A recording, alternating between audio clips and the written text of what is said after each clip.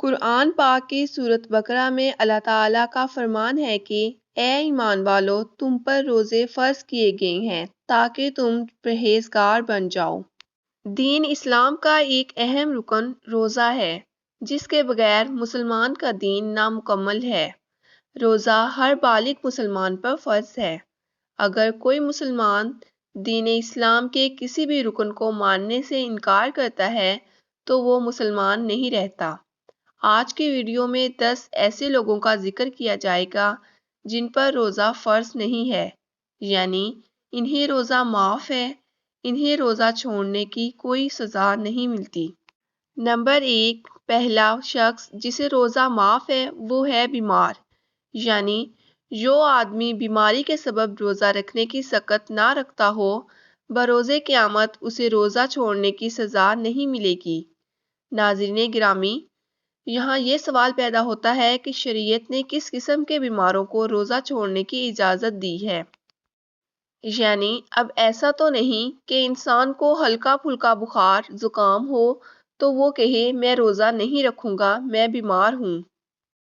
اگر اس حالت میں کوئی آدمی روزہ چھوڑتا ہے تو اس کو بہت زیادہ گناہ ملے گا۔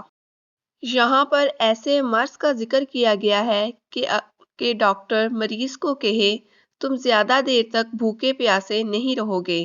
اگر تم زیادہ دیر تک بھوکے پیاسے رہو گے تو تمہارا مرض مزید بڑھ جائے گا، یہاں تک کہ موت کا خطرہ بھی ہے۔ اس حالت میں آدمی روزہ چھوڑ سکتا ہے۔ یا پھر اگر ڈاکٹر کہے کہ تم نے 3 ٹائم دوائی نہیں کھائی تو تمہارا مرض مزید بڑھ جائے گا، ایسے انسان پر روزہ فرض نہیں ہے، اسے روزہ نہ رکھنے کا گناہ نہیں ملتا۔ اگر کسی انسان کو ایسی بیماری لگ گئی ہے کہ اس کو یقین ہے کہ اب وہ ٹھیک نہیں ہوگا، یہ بیماری اس کو موت کے منہ میں لے کر جانے والی ہے، اس کو چاہیے کہ اپنے گھر والوں کو نصیحت کر جائے کہ مجھے اتنے روزے چھوٹ گئے ہیں، اس کا فدیہ ادا کر دینا۔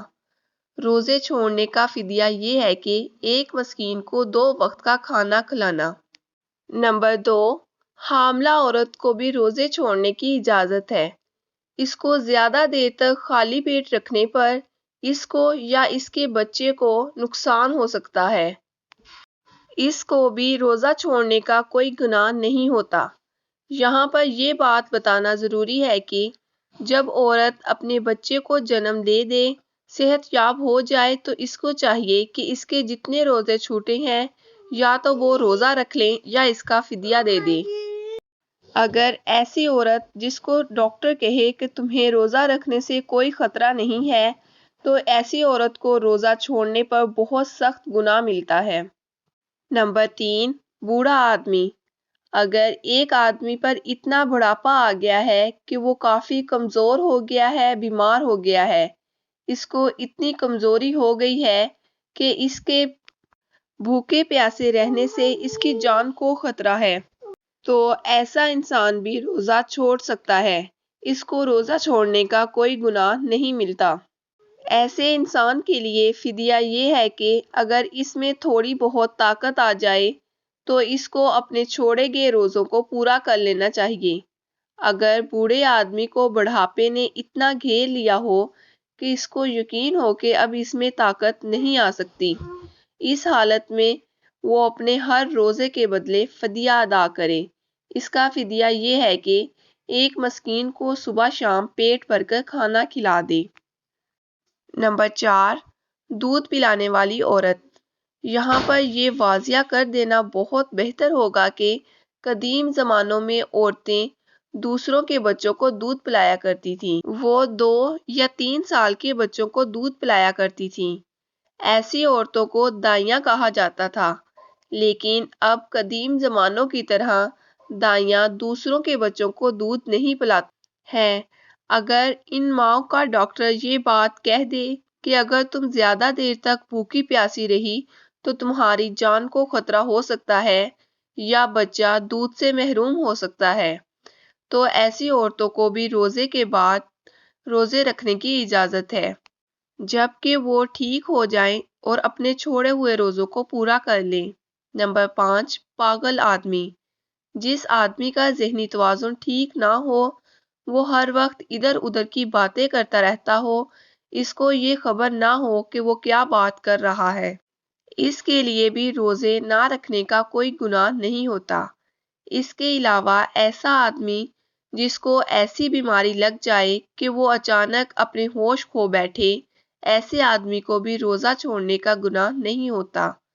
جب وہ ٹھیک ہو جائے تو اپنے چھوڑے ہوئے روزوں کو پورا کر لے۔ نمبر 6، حیض و نفاس والی عورتیں۔ ایسی عورتیں جن کو حیض ہو رہے ہوں، ان پر ایسی حالت میں روزہ رکھنا جائز نہیں ہے۔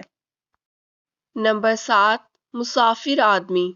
ایسا آدمی جس کا گھر اس کے سفر سے 39 میل دور یعنی 67 کلومیٹر دور ہو، تو ایسے انسان کو روزہ نہ رکھنے پر کوئی گناہ نہیں ملتا۔ نمبر 8، نابالغ بچہ۔ ایسا بچہ جو 10 یا 11 سال سے کم ہو، اس کو روزہ نہ رکھنے پر کوئی گناہ نہیں ملتا۔ ایسا آدمی جس کو سانپ نے کاٹ لیا ہو اور زخم بہت گہرا ہو، ایسے آدمی کو روزہ نہ رکھنے پر گناہ نہیں ملتا۔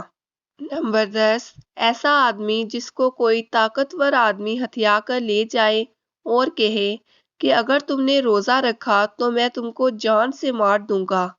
اگر اس انسان کو جان کا خطرہ ہو تو وہ روزہ نہیں رکھ سکتا۔ ایسے آدمی کو روزہ نہ رکھنے پر کوئی گناہ نہیں ملتا۔